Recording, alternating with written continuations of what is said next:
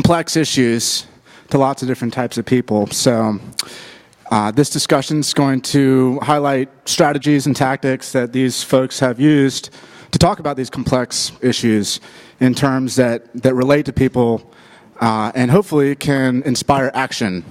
So let's get started by just going down the line, letting each panelist introduce themselves and tell a little bit about what they do in their professional life. Hi. Hello, is this on? Okay, I think so. I'm Mark Magaña. I am born in Chicago, raised in California. I've been in Washington, D.C., working in politics for about 25 years now. I know, how can that be? I look like I'm 30.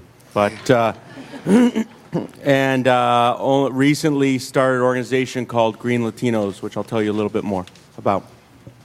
Hi, Joe Romm. I founded Climate Progress about 8 years ago, and so I've been blogging on climate change for a long time. Also been fortunate to be able to work on the Showtime TV series Years of Living Dangerously that some of you may have seen.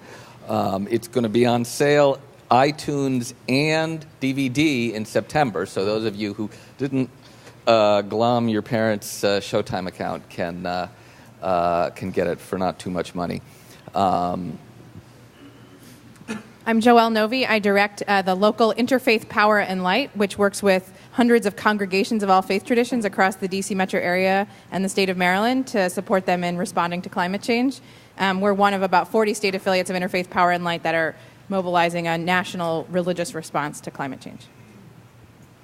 Good afternoon. My name's Frank Niepold. My colleague yesterday, Laura Patesh, was here with you guys. I'm at NOAA, National Oceanic and Atmospheric Administration. I also work under the White House at the U.S. Global Change Research Program. My principal focus is climate literacy, climate education. I'm the federal point for making sure the nation is educated in response to the United Nations Framework Convention, Article 6, which is about every signatory country is to educate their citizenry as a powerful way to address this issue. That's my responsibility. Excellent. So we've got just a number of prepared questions here, but we would love to take questions from the audience as well. So please do feel free to raise your hand at any point, and we'll get your question asked. Starting off, Mark, you seem to have a wide variety of political and lobbying experience. What exactly do you do with the National Latino Coalition on Climate Change, and how is that work important to you personally? Well, we recently rebranded. I'm going to scoot up a little bit. We recently rebranded. We were the National Latino Coalition on Climate Change, where we were trying to convince national Latino civil rights organizations to incorporate environmental and energy issues into their agenda. They do many issues, but energy and environment weren't one of them that they were doing.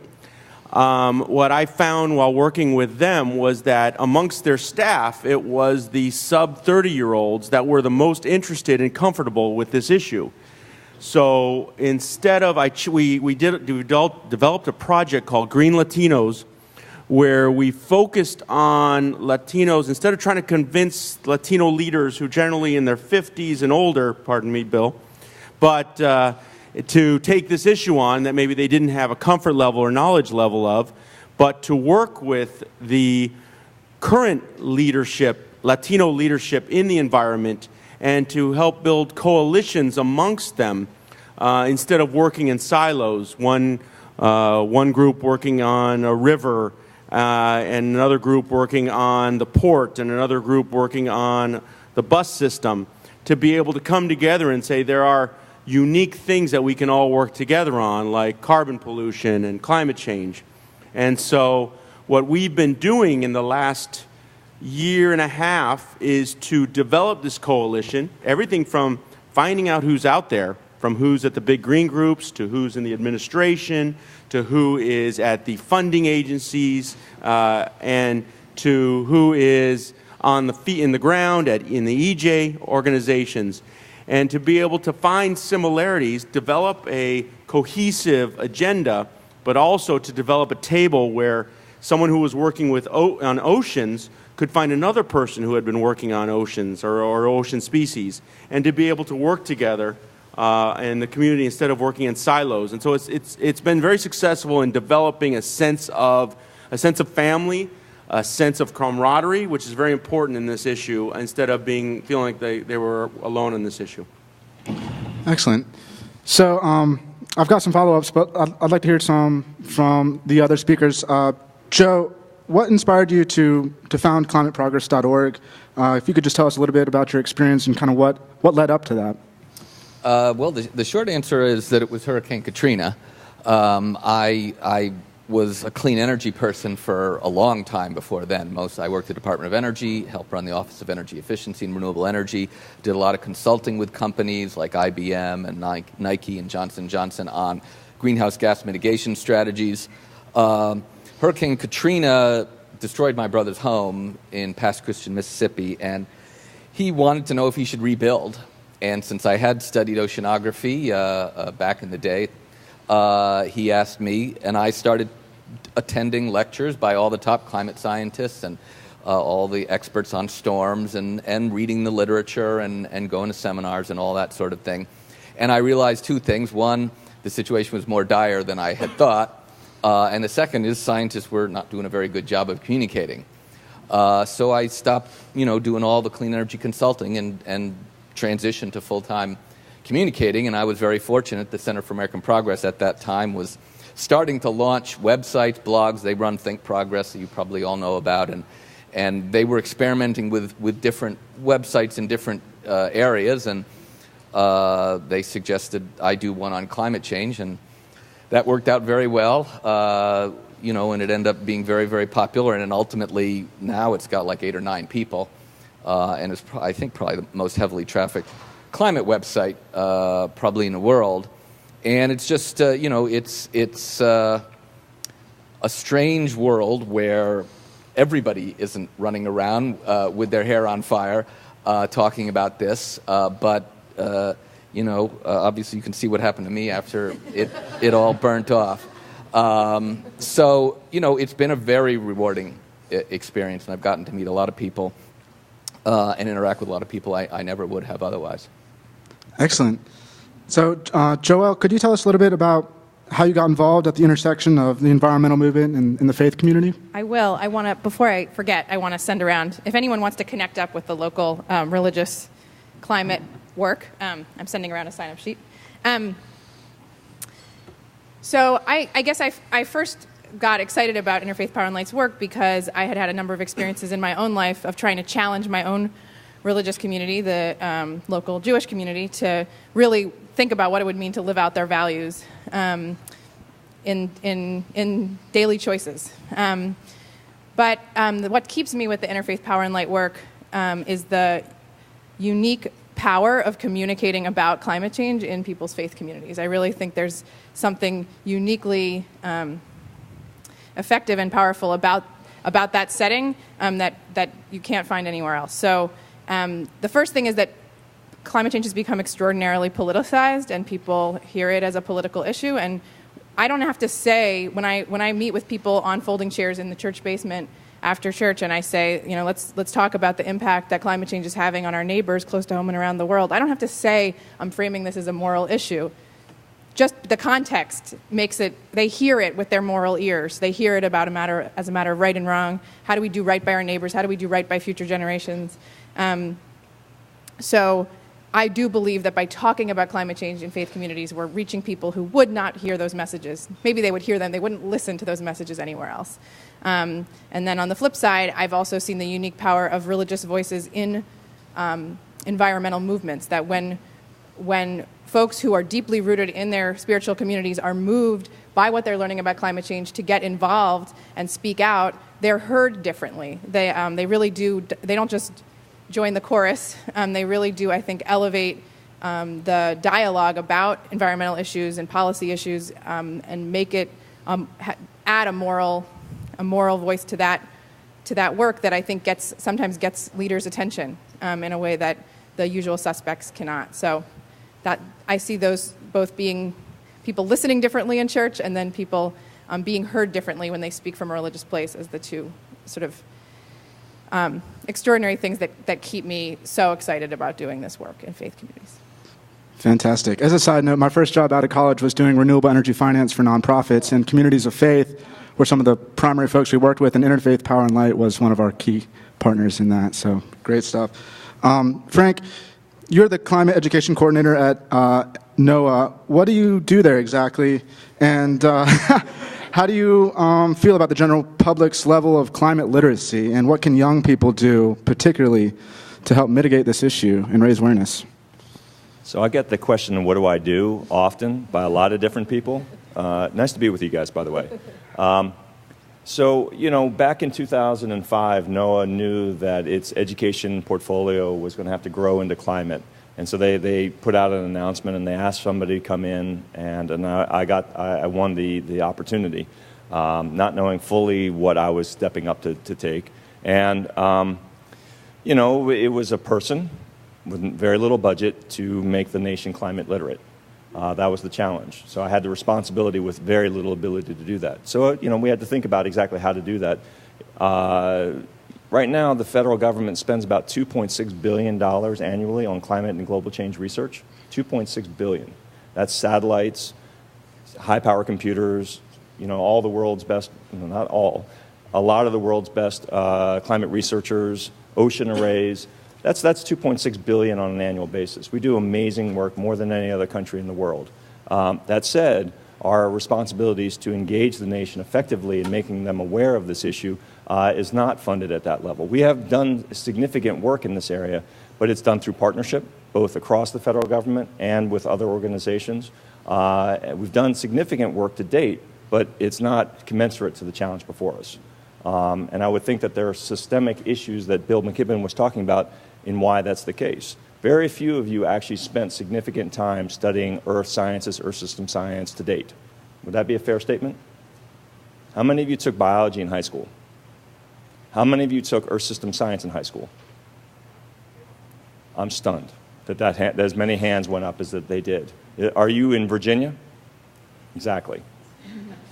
Right, so there's little pockets. There's little pockets, but you got to appreciate that there are 15,000 school districts in the United States.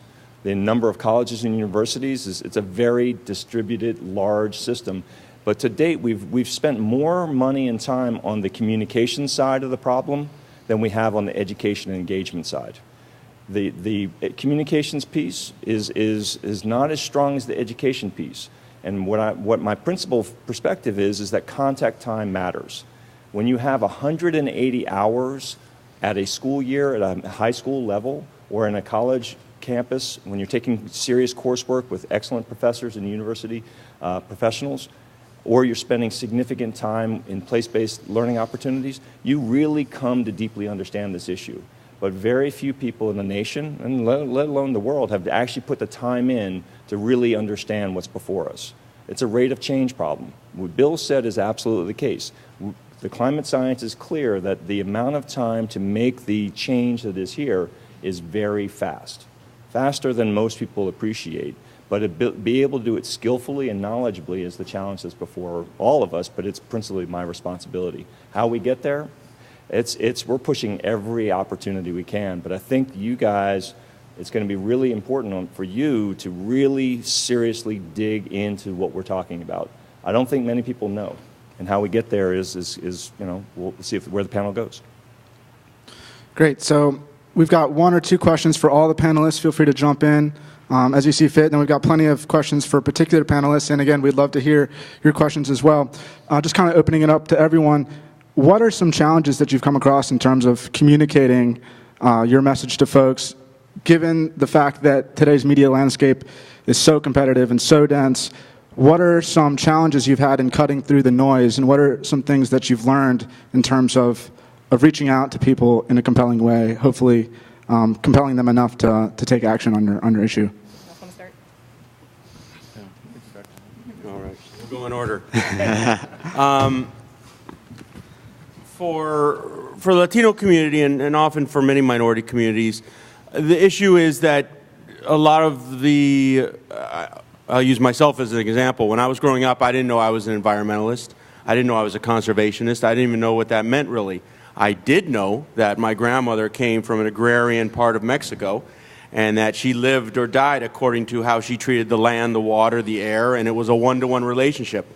And I know that at home we ate every part of the animal. We ate the intestines, we ate the tongue, the brain, and that was conservation, but I didn't know I was one. I know that we recycled everything, that I got my older sister's bicycle, which was kind of embarrassing. And that well, clothes was a little different, fortunately. And that my grandmother would save not just Christmas wrapping paper, but the tape on the Christmas wrapping paper. And years later, I'd get a $5 bill in a birthday card that would have a little piece of that tape that had an old Christmas wrapping on it that she had saved somewhere in her room. So all this means to say is that a difficulty in communicating is sometimes when you start with more technical aspects of carbon or SOx or NOx or et cetera, that you will lose, or in any type of starting off with environmentalism, you'll lose people who don't know that they are intrinsically or culturally environmentalists, that they believe that they do things naturally. When I was growing up, we didn't fly anywhere, or we weren't in hotels. We went camping. We didn't have celebrations in restaurants or hotel ballrooms or anything. We had them outdoors at the park, the closest park that had a barbecue. And that's where we had holidays, birthdays, quinceañeras. And so it was an aspect of our family that wasn't spoken about as if we were doing this for a cause. We weren't members of Sierra Club. We weren't members of NRDC. We just were culturally conservationists. So I think a lot of what it takes to communicate with some aspects of our minority communities is not to say, are you an environmentalist? And then I can talk to you. Or are you a conservationist? It's to associate with things that they do in their life. Something with their parents, something with their grandparents, something with where they live. To associate themselves and explain to them, you do care. You do recycle. You do conserve. And that can open up their eyes to say, oh, I am aware of this issue and I'm part of this. So a lot of what it is to explain to them that there is an issue, but first of all, make sure you associate it with their daily lives and who they are and what they do. And that helps. And with you guys have already, it seems like, made that choice to be in this arena. And that's fantastic. But a lot of people haven't, and a lot of people don't know about it still. So keep that in mind when you communicate, and I think it'll be very effective. That's great. Joe? Sure. Well, I think it's taken me 20, 25 years to unlearn all of the bad communications habits that I was taught in undergrad and graduate school. And the good news is you're all young, so you still have the opportunity not to learn a lot of bad stuff. And when you were very young, you all knew how to communicate. You used short words, you repeated things endlessly until you got your way, and you told stories. You put things figuratively.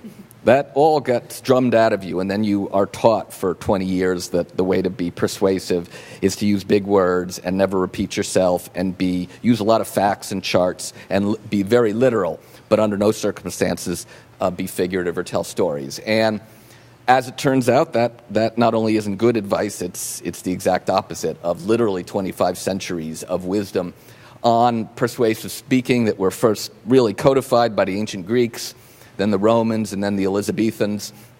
And then modern social science has come back and said, here are the techniques to be persuasive and memorable. And again, it's using metaphors, using irony, using the figures of speech, alliteration, rhyme, whatever it is. And so it takes a lot of conscious effort for somebody who has been trained a certain way of communications that simply doesn't work for 99% of the public to not do that. But it's the single most important thing that you can learn because you spend more of your waking hours communicating with people than anything else that you do. And to be a more effective communicator is probably the most useful skill that you could have. So, as I said, it took me a very long time to learn this. I did write a book, which you can get on Kindle, Language intelligence, lessons on persuasion from Jesus, Shakespeare, Lincoln, and Lady Gaga. The world's history's greatest communicators all used exactly the same tricks. They were literally figured out 25 centuries ago. You'll find it in the King James Bible, the works of Shakespeare. All the great speeches, they're all the same. They all use the exact same techniques that Martin Luther King used in the I Have a Dream speech, or that Churchill used during World War II. So, the point I try to leave people with is that we know what works. It's not a mystery. Social science has reconfirmed it, but it's up to you to learn it and to use those techniques, and to not get sucked into the notion that it's a question of whether you have 20 charts versus 15 charts, or whether you've got your numbers, whether you're going to share 20 numbers with people or 15 numbers with people. If those things worked by themselves, we would have solved the problem. Awesome. Joelle? Yeah, if I could sort of offer one communications tip from my experience doing field work with religious communities, it's that people have feelings when they talk and think about climate change. This is extremely upsetting information for a lot of us. And my experience is that when somebody makes a presentation about the science and about the implications of the science, without acknowledging the feelings it's raising up for the people in the room, people are thinking about the world their children and grandchildren live in. They're thinking about their favorite places in the world that are dearest to them. They're thinking about the assumptions they've always had about the seasons, about where different things grow well, and to suddenly and they're thinking about the kind of unfairness and the suffering, the way that's playing out around the world.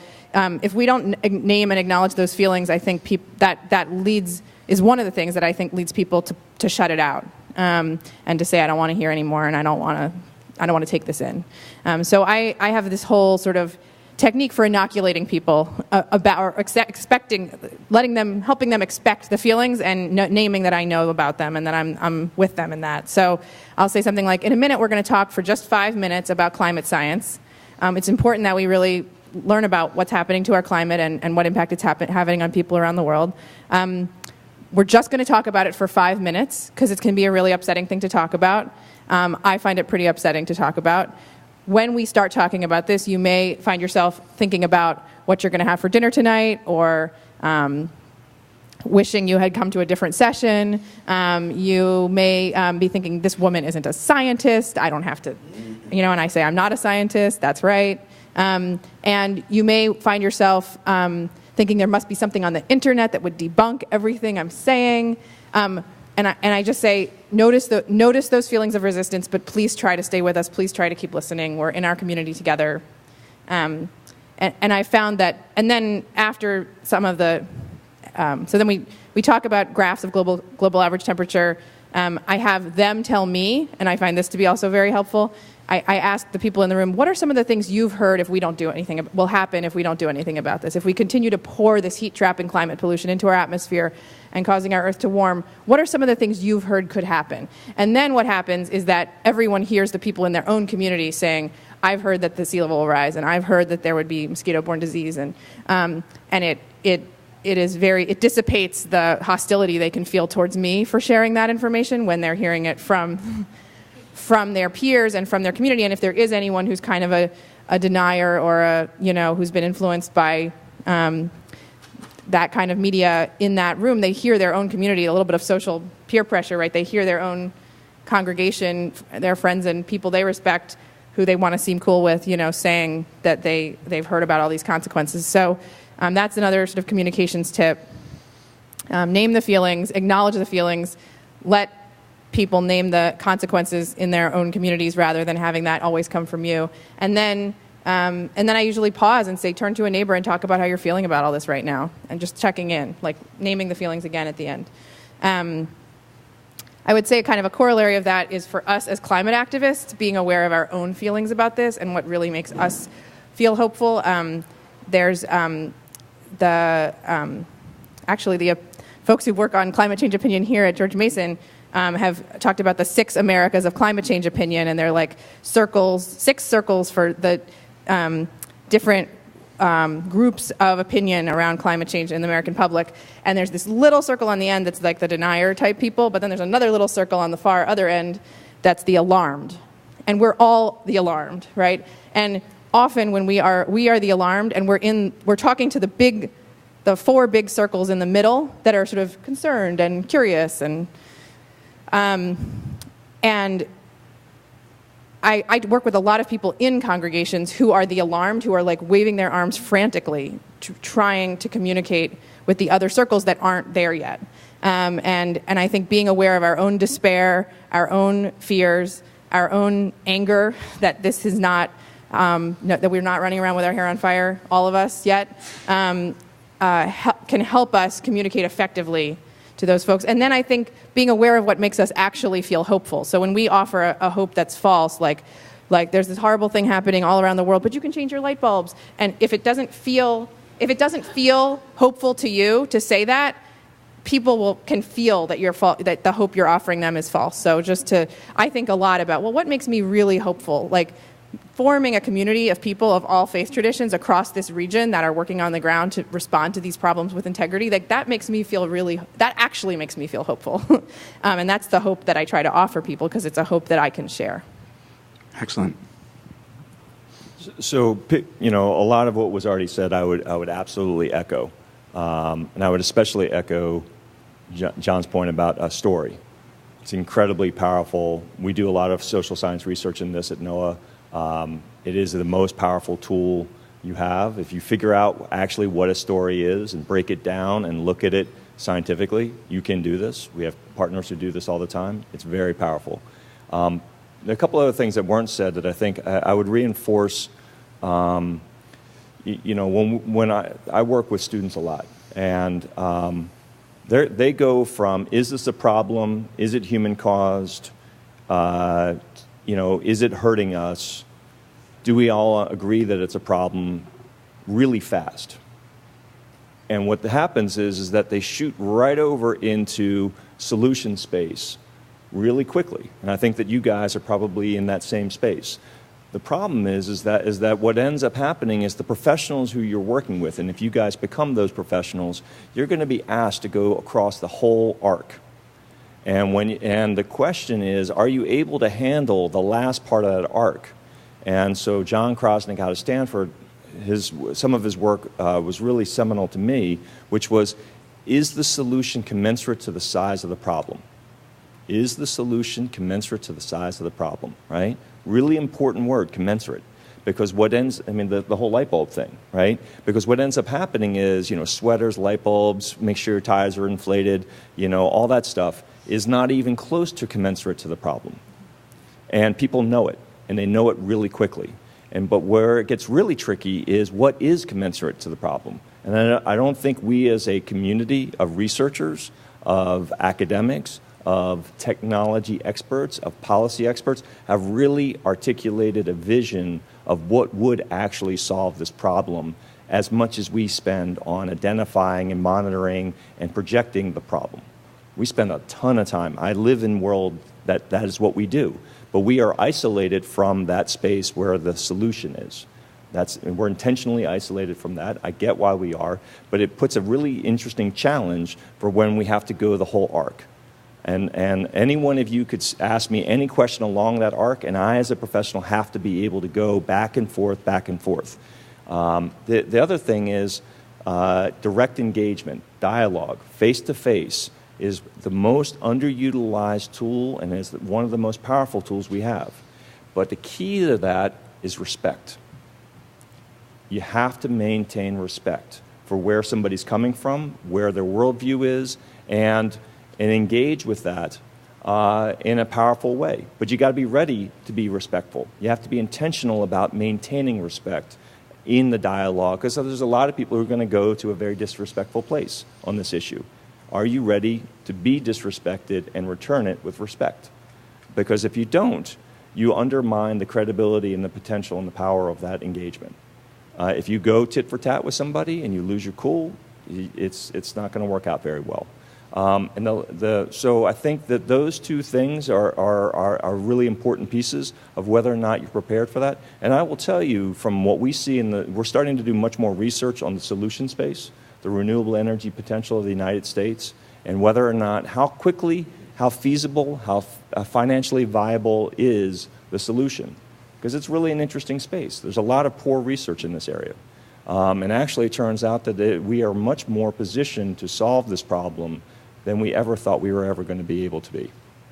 It is much more hopeful. And I can give you those details. This isn't probably the right panel for that, but it's incredibly encouraging. So the number one thing when I read these papers that are coming out of the Department of Energy or NOAA, that are talking about the renewable energy potential and how quickly and how cheap it is to actually do this with 100% electrified vehicles within 26 years, that's just amazing.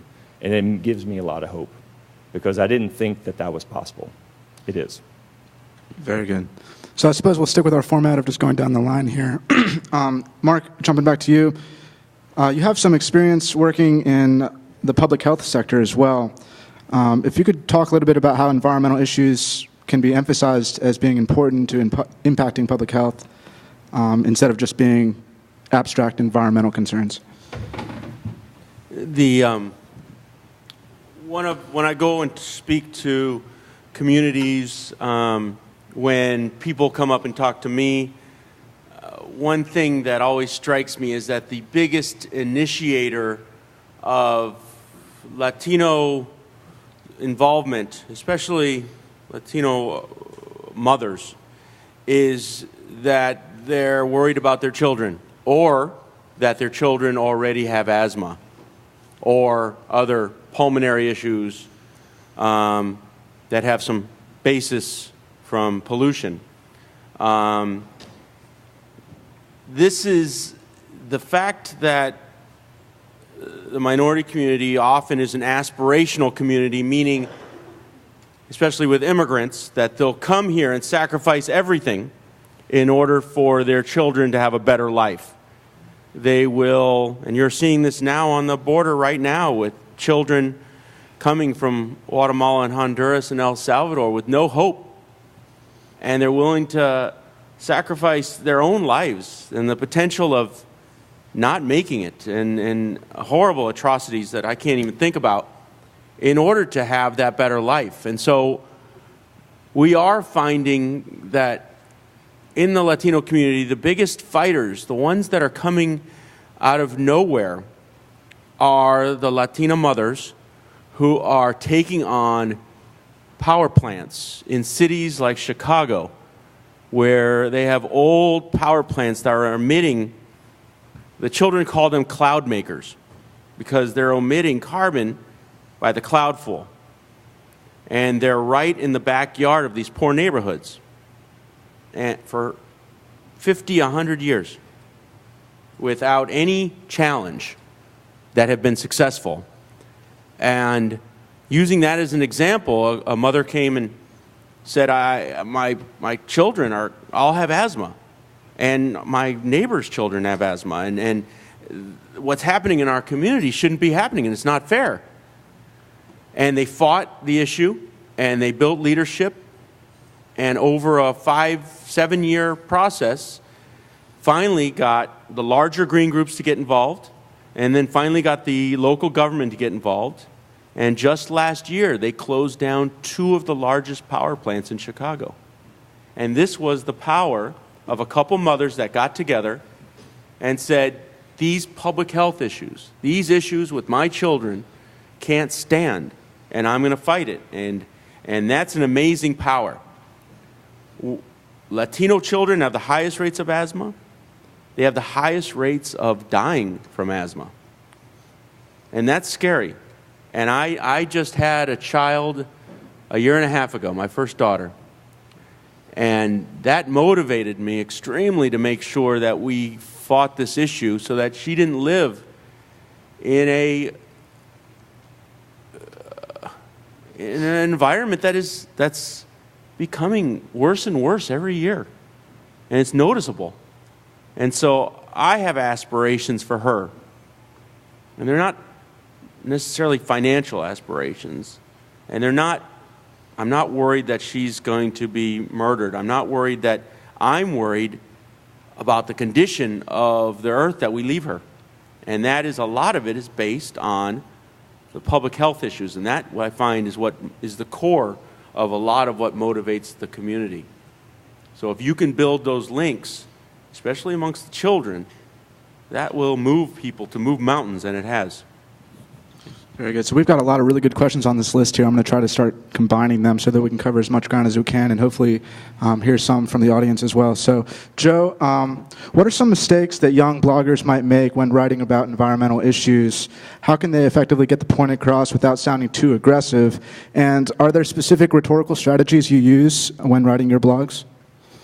Sure, thanks. Well, I think that, when you're speaking and writing, obviously you have to know your audience, and I think that for the vastity of people in the middle, for me it's important to make clear to them that this is you don't have to believe a political ideology in order to believe climate science, and people need to understand climate science even if they're not going to do anything about the solution, because it's just going to transform the world that they and their children live in.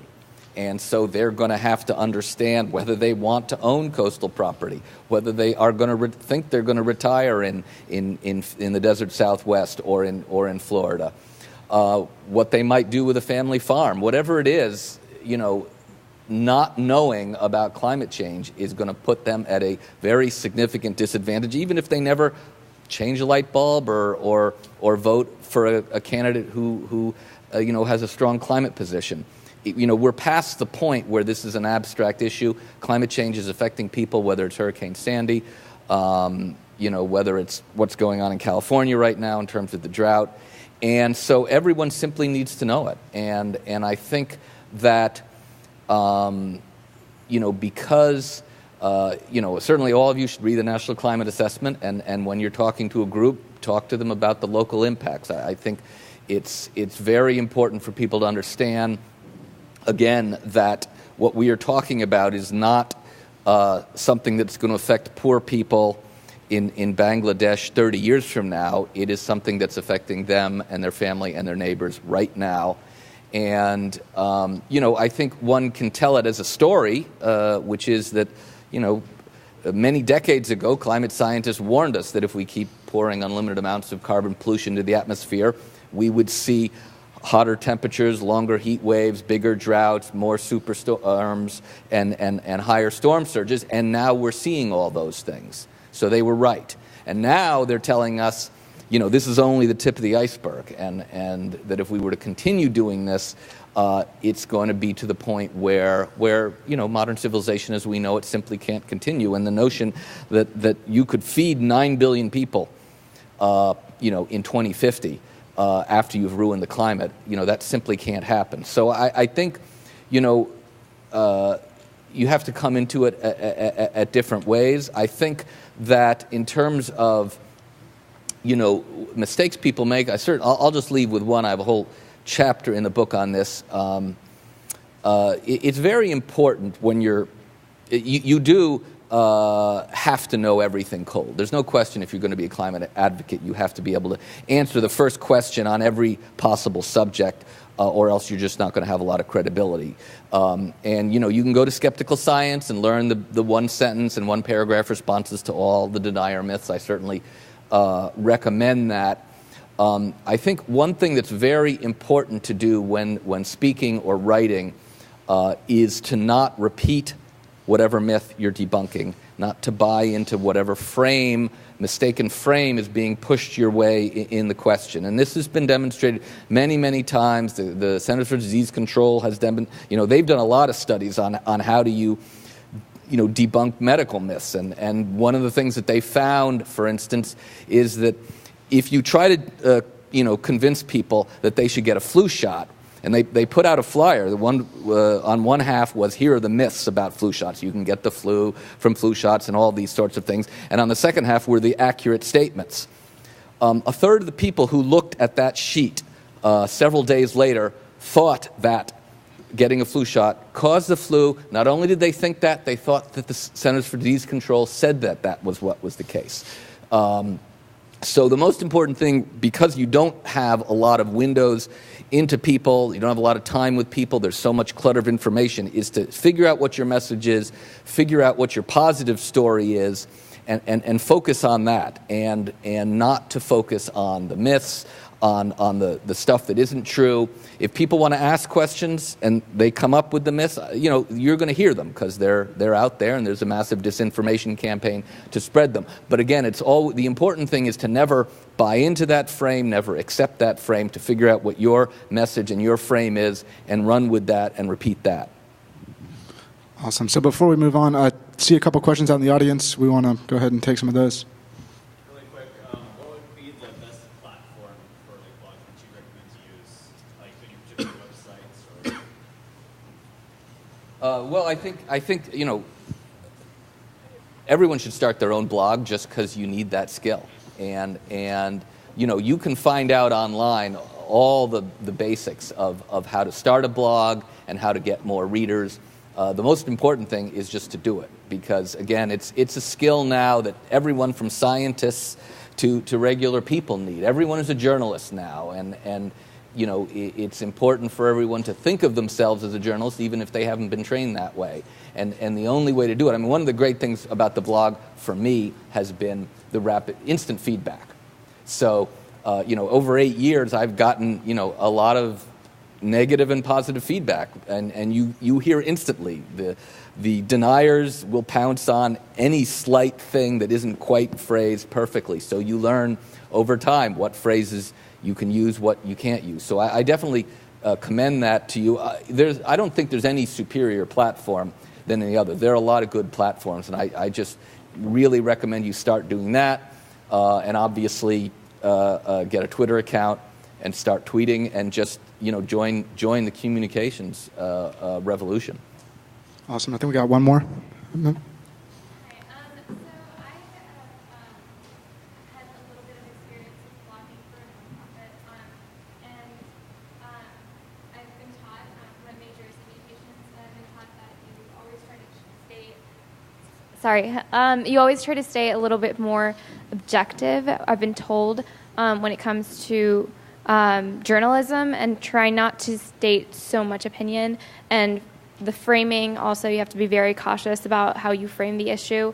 So I was just wondering how you go about that, since you do want to state the climate science, but you don't want to sound like you're the expert and you can give your opinion on what to do specifically, because you don't want to seem too opinionated. So how do you suggest we go about that? Well, it's a very good question. I'm fortunate in that I'm not like most bloggers who are 20-somethings or 30-somethings. I have a PhD in physics and have worked at the Department of Energy, so that has certainly made it easier. I would say two things. First of all, you're never going to be a successful blogger or writer or communicator if you don't have a strong voice. It's just a fact of the matter. You think of who you turn to, Paul Krugman, whoever it is, or you want to hear what Bill McKibben has to say. It's not a dry recitation of the facts. Bill McKibben is an expert on rhetoric, on metaphors, and we've talked many times about that. And the internet is filled with all of the information in the world. So if all someone wants is information, they're not going to go to you. The only reason they would ever go to you is because you have an interesting way of putting it.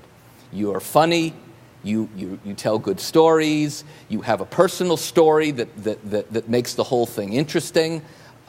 Whatever it is, it's unique to you. And so that is getting your personality in the writing. And there's no possible success in this day and age in a world where there are 100 million blogs. The only way to stand out is your persona, now that doesn't mean you're not going to be accurate. If you're inaccurate on a regular basis, obviously no one's going to come to you. But I used to say, I still say, the keys to being a good blogger are the 4 Qs: quantity, quality, quickness, and quirkiness. But the last one is key, and it's the key to everything you're ever interested in your own life. is what is something that is different from everybody else, not what is the same as everybody else. Can I add one quick thing to that? Yeah, please. So one thing that you guys have available to you, and it was mentioned already, but just let me reinforce it. The National Climate Assessment is a really important document. It just came out, so I'm part of that process. But what it gives you is, because by statute, by law, we have to put this out every 4 years. We're not awesome at doing that, but it is coming out. But one of the key things is it is much more detailed than any other climate assessment in the world for us in the United States.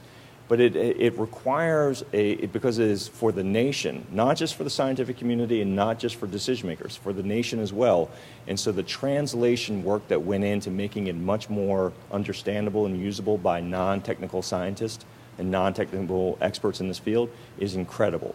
And the team that put that together on that particular piece did an exceptional job, in my personal opinion. I don't know if others would agree, but it is something that very few people in the nation have any clue is what is in that document. It's digitally rich. It's digital first, not paper first. It is shareable. It is social media friendly. And I think that if you were going to try and grab something that is as a solid foundation in what you're talking about from the climate science and impacts, that's the place to go. And then supplement it with the cues. That's a good one. I didn't know about that. So, but you know, that's where I would go, because if you're not going there, you're making it a lot harder for yourself, and you're likely to be using information that is either passé, out of date, or a lot more difficult effort to kind of bring that translation in. So just a sub point.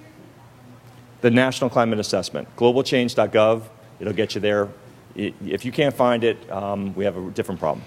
Great. So it looks like we've got another question in the back, and then let's get questions for our remaining panelists, and then we want to open it up to questions for any of the panelists. But yeah, please go ahead.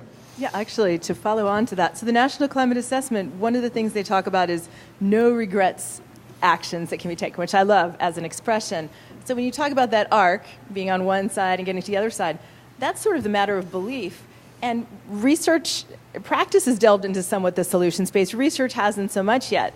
So when we talk about the research and we talk about the stories and the repetition and the way that we've learned throughout the history of humanity, what are some of the examples of communication that you've seen that do what the climate assessment does and starts to talk about no regret actions we can take in a way that's kind of systematic? Like I think about ESPN nighttime sports recaps or the Wall Street Journal, ways that we repeatedly are used to kind of taking in certain kinds of somewhat complex information so that after a while we remember, oh, these are the rules of the game, these are the key performance indicators, these are the metrics that matter as a society.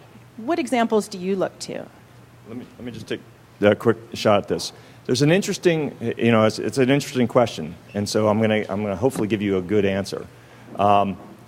But in the scientific understanding of what a story is, when you break it down, one of the key things, you have to care about the actor, right? And so in climate change, we're the actor.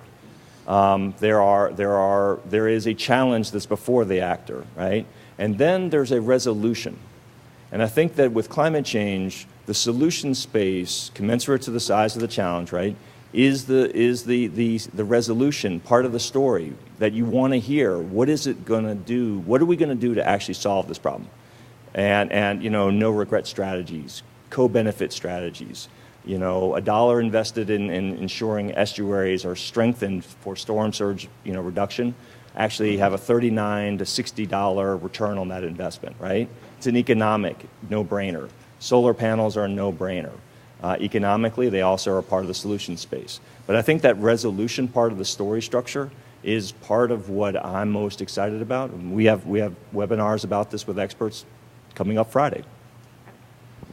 If I could tack on I often, there's just this conundrum people have. They just feel so overwhelmed. Like the problem is so much bigger than I am, and I'm just so small. And one thing that I found helpful, and this is a very comfortable language in the faith community, is, there's no, people say, well, what about China and India? Doesn't that, the fact they're going to keep burning coal means that, like, we shouldn't do anything, or there's no point what we do. That's just the kind of, or my neighbors don't care about this, even though I do. It doesn't really matter what I do because of my neighbors. And there's no other area of moral life where we would accept that kind of argument. I'm not going to I live in Washington, D.C., and I'm not going to stop stealing until absolutely everyone in Washington, D.C. has stopped stealing. That's not the right question. The question is, what does it look like to do right on this issue for myself? How do I do right on this issue, and what would that look like for my community? What would that look like for my nation? That's the question, right? We're never able to control everyone else in the world or solve a whole problem by ourselves. But we can ask ourselves, am I living my life in a way that is honorable with respect to my values and this problem?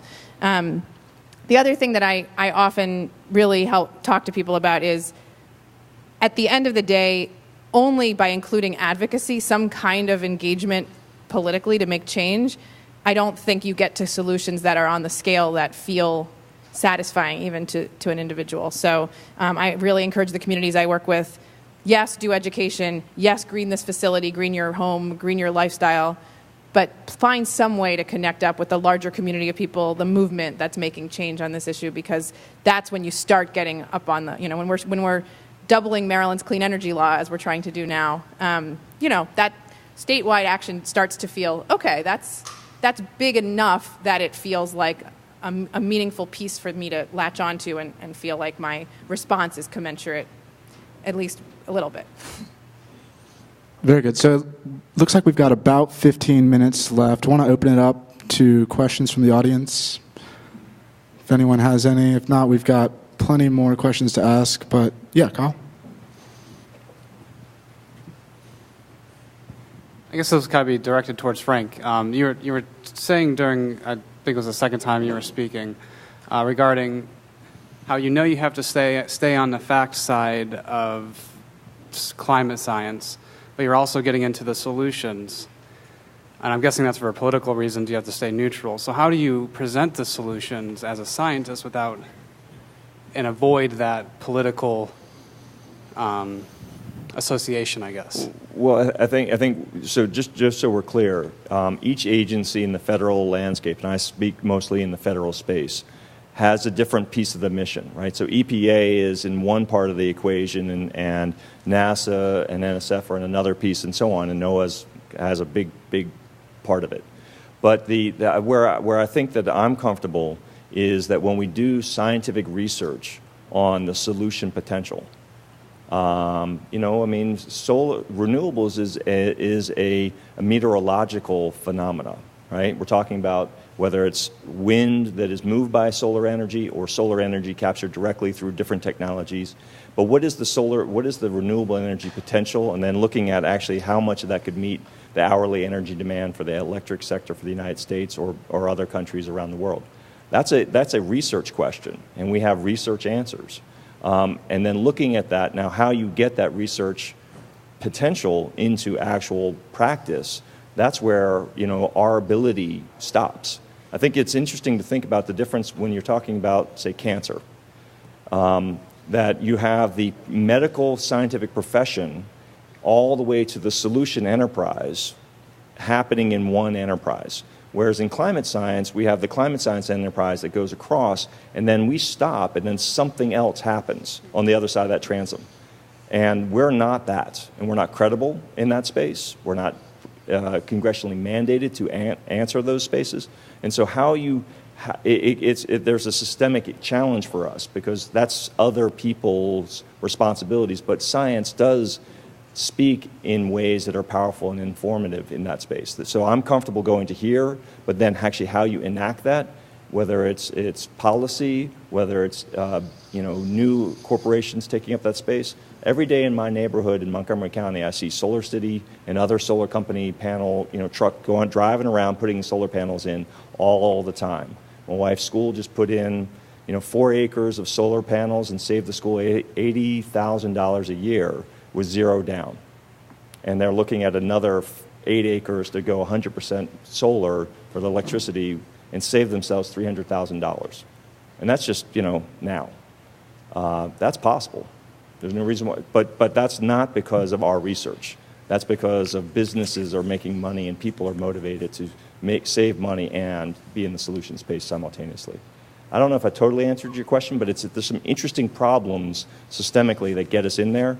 But I think that our science enterprise is starting to put much more focus in what their scientific capabilities are in the solution space where it's appropriate than we have historically. We know the problem. Now we're starting to take that same enterprise and apply it to the solution space. That's new. Very good. Other questions? Yeah. So this one just kind of came to mind. When earlier, Frank, you were talking about how you always have to communicate with respect and be very careful when you're talking to other parties that may not have the same opinion as you.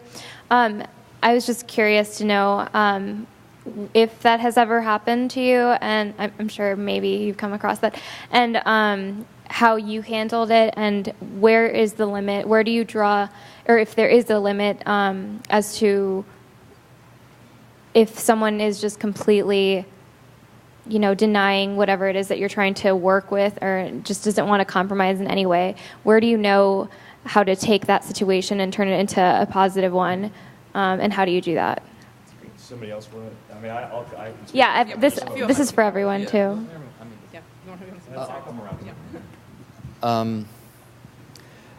Let me speak more from how this thing is going to end.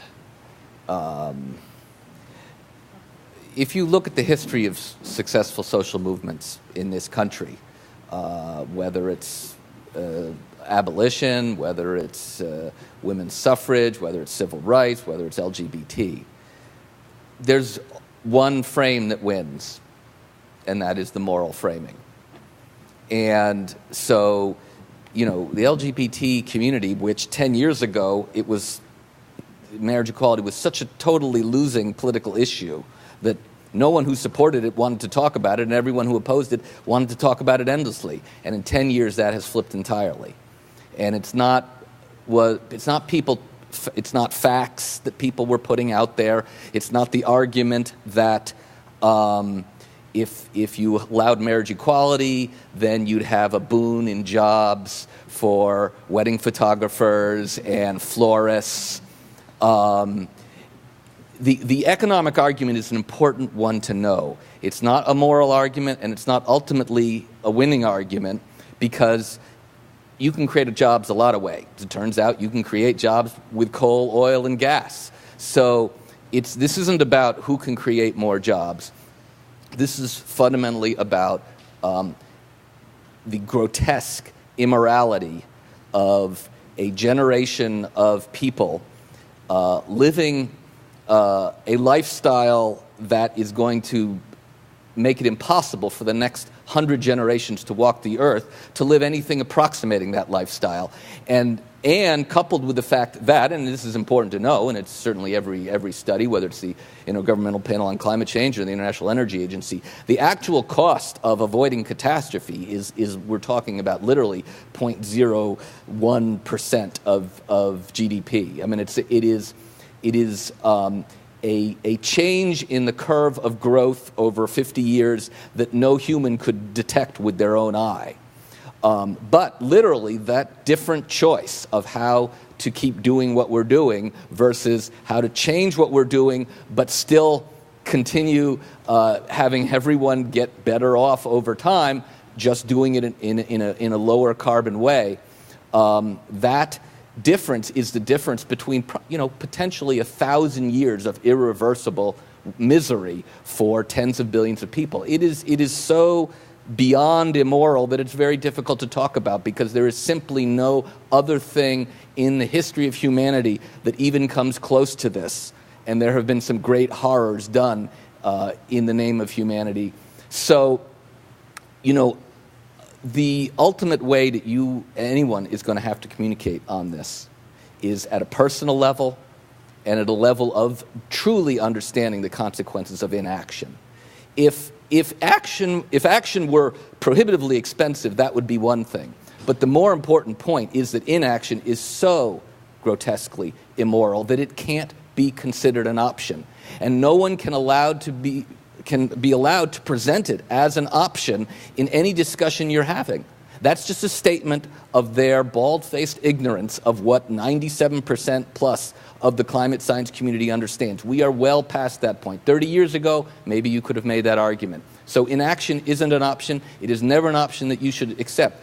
Are there different approaches to the solution? Absolutely. And that's what you want to be talking about. But ultimately, this is a moral argument. If it's, as a social movement, it's only going to be one way, and that is as a moral argument. Amen.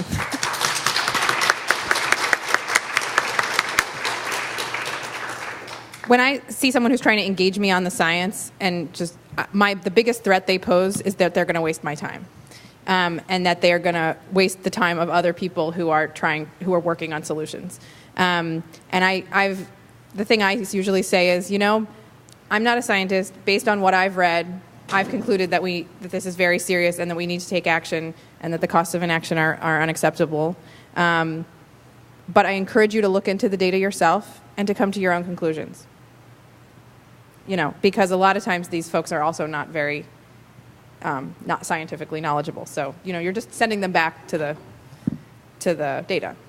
I also just wanted to say a bit about transforming people's framing. So in the faith community, the way this plays out is that people will ask, there's a green team champion who wants to do energy efficiency work or put up solar panels in the congregation, and somebody will say, when will this pay for itself?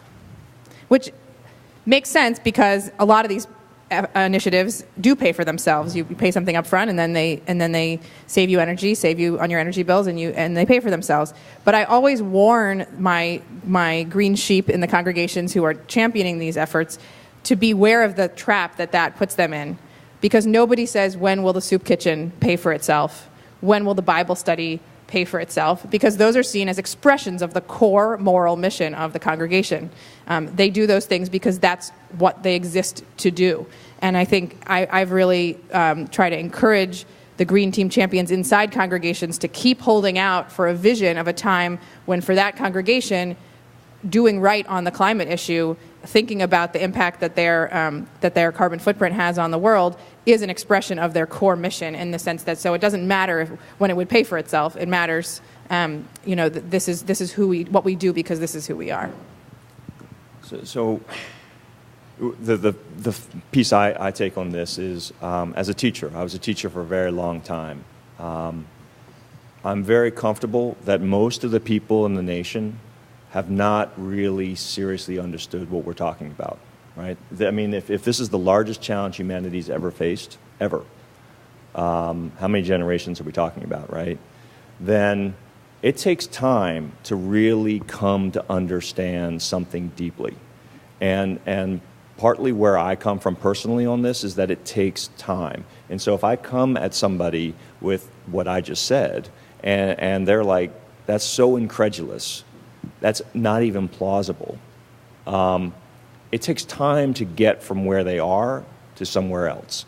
And it takes engagement, and that's where my respect comes from.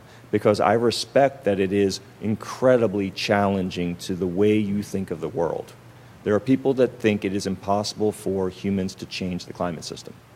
Sometimes it comes out of religious interpretation. And yet we are, in powerful ways. And yet to think that your entire worldview is being shaped and challenged because I started talking to you, that's a very big thing you have to appreciate that you're engaging with somebody on. And it requires careful, thoughtful, but persistent engagement. And none of us are going to be the instrument that is going to do all that work. I mean, when the president talks about it, he talks about pound the rock. And what he means by that is that when you're breaking a big piece of rock, you pound and pound and pound and pound and pound and pound. And each one of us is pounding on that rock. One of us is going to take that last smack, and the rock's going to change, and it's going to open, right? But can I say that I broke that rock? No. It's all of us consistently working in our own way that is eventually going to make something that is undoable done, right? And I'm channeling a little Nelson Mandela there. But I think you get my point. But I think you have to appreciate how developmentally the way that people think about the world and how they come to that thought perspective, that you're challenging immensely where they're coming from. And that's where my respect comes from. Now, it doesn't mean that I'm going to be super patient, but I am going to be respectful. And so, but then you start using really powerful ways of engaging them. And I still think that face-to-face dialogue is infinitely more powerful than any other digital form. But you got to know your stuff. And don't forget, Skeptical Science has an app. It's a really useful app. I highly recommend downloading it as soon as you have a smartphone. Great. So we're getting pretty close to time, and I'm not sure if we're allowed to run over, but Mark, I want to give you some time to weigh in on this if you'd like. Or perhaps we could have each panelist give some closing remarks as well. A couple quick thoughts on that. It always helps to seem like the more moderate, sensible person in the argument, because people around you will look at you and say, that person's crazy or taking it a little bit excessively, and that person's trying to be moderate and understanding. And no matter how you phrase it, as long as you sound sensible and you keep your cool, you're going to sound a lot more reasonable. And so I think that's how a lot of what you do with dealing with people who are deniers. Another thing I like to do is I try to use some metaphors or parallels. I talk about the fight for tobacco, also a public health fight, and the framing of that and people. Another concept is this is all about money and power. I love the morality, but it is about money and power. I'm a bit cynical because I worked in Congress for years and I worked at the White House for years, and in electoral politics. First point is with the tobacco argument. You talk about how in the 1950s people said smoking was good for you and showed advertisement of doctors smoking. In the 60s and 70s, you started to have science come out and say it's not good for you. And that was the pure denial phase. And the 80s, you had the government.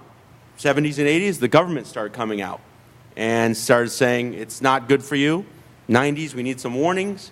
Tobacco industry, fighting it tooth and nail. Deny, deny, deny.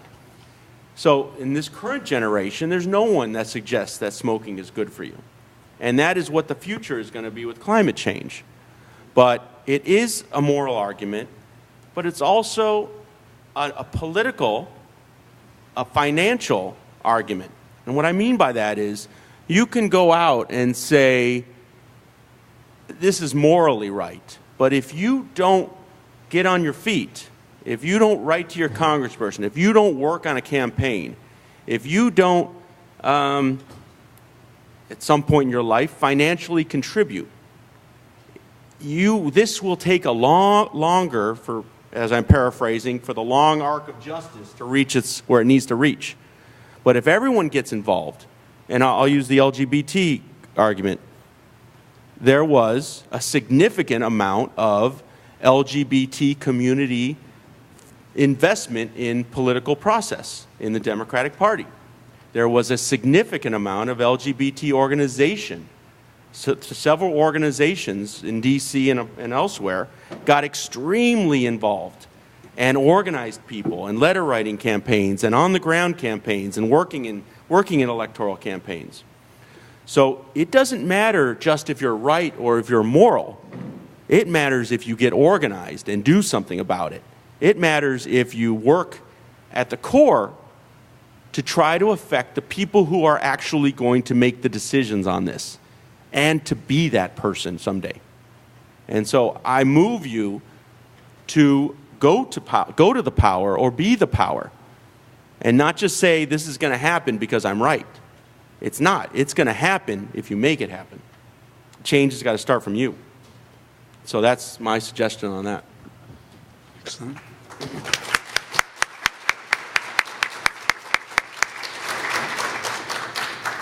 Well, let me just end on one point. The whole point of communications, the single most important thing to accomplish when you're communicating is to be memorable. It may seem obvious that this is the case, but it isn't taught that way. And if it were taught that way, you would be taught completely different things, because numbers aren't memorable. Most people could hardly remember. If you threw 3 numbers at people in the course of 10 minutes, I doubt most people could give you one of those numbers back. Stories are memorable because you all heard the same, you've all watched Toy Story 100 times, whatever it was when you were young. And those stories are all very similar. But it is those stories that are seared into everyone's brain, and they tell us whether something rings true or not, based on whether it fits a personality of someone in a story that we've heard or it doesn't. And as I've said, the secrets of being memorable were figured out a long time ago. They're the figures of speech. I certainly urge everybody to think hard about how to be memorable when you speak, because it really doesn't matter if you impress people right in the room. It matters, an hour later, a day later, a week later, have they come away with anything? Otherwise, you've had no impact at all. So a lot of what you're getting taught is useful, but it's not the most important thing. One good trick: find the people that impress you. And study what they're doing. That's a long recommended trick. For me, it's George Orwell. Read his essays, write them out, whatever it is. Find a blogger you like, read it, write it out. They're doing something that you want to pick up. Learn from them. Anybody can be a much better communicator. I think how good a communicator you are is going to determine your success in life and whether people remember you or not. All the great scientists we remember, Darwin, Einstein, they're all master communicators. The ones that you don't, Newton, whatever it is, great writers, they did the communication. So, think hard about that. Anybody obviously can come to visit Climate Progress, my website, and see what people do there. And you can generally contact me through the website. There's usually some little button that people can send. So, work out for your own self, your own voice, your own story, and how to be memorable with it. And that'll be the key to success. I would encourage all of you to find a story you can tell that connects the people you're speaking to the climate problem in a very personal and moral way. For us at Interfaith Power and Light, that has been to tell the story of the electricity that's lighting the room where we're speaking to people. So we say, let's notice the ways we're using electricity in this room, and people point at the lights and the exit signs and the air conditioning and their charged up phones. And I say, okay, let's just tell the story of that electricity. Does anyone know, how the electricity on our grid in this region is made? And we start with that, blowing the coal out of the Appalachian Mountains and coal processing and coal burning and the environmental racism about the way coal is burned. And then we talk about the, impact it's having on our climate, and talk about what they've heard would happen if we don't do anything about that, and give some space for the feelings and that brings up, and then invite people to say, now, as the person in this community that has the values it has, how should we respond to that? What is the right way? What is depending on the faith tradition, what is the way consistent with the values of this organization that we would respond to understanding where our electricity is coming from? So we take people from the light bulb in the room that they're sitting in all the way out to the global impacts of climate change, and then come back down to say, well, how do we live in right relationship now that we've encountered the consequences of our own actions? The other thing I just wanted to say is, there's what's the one thing I can do? What is that one thing? I would say get connected to a community of people who care about this issue and are taking action and responding. And that might be a environmental organization. It might be, the local chapter, Chapter 350. I see people here from both Sierra Club and Environment Virginia. Find, and then you're welcome if you're active in a religious community to connect through Interfaith Power and Light. But find that community of folks who you can be in community with as you respond, who will let you know about the opportunities to speak out and take action as they arise. I really do think the best antidote against hopelessness, and also the best way to carry out that sort of system change that we need, both involve joining those communities, not doing any one thing, but getting in community with the folks who are responding together over the long term. So building on those statements, who's the youngest person in the room? How old are you? Nice job. How old are you? 12, 2013. Awesome. So the reason I asked that question is I'm an educator. So a big part of what I'm going to say is coming from that space. But let's assume that we solve this problem. Let's just assume that we actually are going to design the solutions and implement them effectively in time. And so every one of us, I think, have to prepare to be part of that solution. We didn't design this problem. This was a lack of design. And now we have to design the solution at a very large scale in a short period of time. Every one of us have to be part of designing that solution. And from an educator's perspective, that means getting ready. Whether it means, do you understand probabilistic projections? Do you really have, statistics and probability down? I take issue with a lot of my colleagues who say calculus should be the pinnacle of math. Actually, I think it's probability and statistics from a citizen perspective. Are you ready to be able to be an effective communicator? Do you understand the climate science deeply? Have you put in the time? Have you taken the coursework? This is going to be the driver for the next, pick your time, whether it's 100 years, 100 generations, it's going to be the driver. Carbon dioxide stays in the atmosphere and drives for a very long time. So if you're going to do that, and whether you are preparing to contribute to the change or be the change, be the power, that means you're going to put the time in. I've put significant time personally to be ready to be the person I am. 3 college degrees, tons of reading, tons of lectures, tons of mentorship to be in the chair that I'm sitting in. And I don't plan to be in this chair for 50 years. So I hope one of you, and perhaps you, take this chair. And are ready, all of us need to be ready to assume the responsibility and design that future sometime soon. Some of us sooner than others. If you're young, you have a lot of education ahead of you. Hopefully, doctorate or, graduate degrees, they're great things.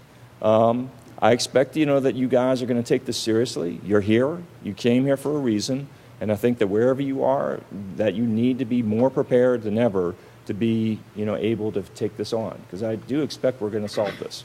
And I think that we also have to assume that we're going to solve it, but work really hard to make that case. So thank you very much. Excellent. So yeah, it looks like we are just about out of time, but if you did not get a chance to ask a question that you have, I imagine our panelists will be around at least for a little while. Please do come up, ask them questions. It looks like there's a lot of students in the room. These folks have had a lot of success in their fields, and asking questions is the first step towards creating your future. So with that, I think Martha's going to come up and introduce what we're doing next. Let's get another round of applause for our panel.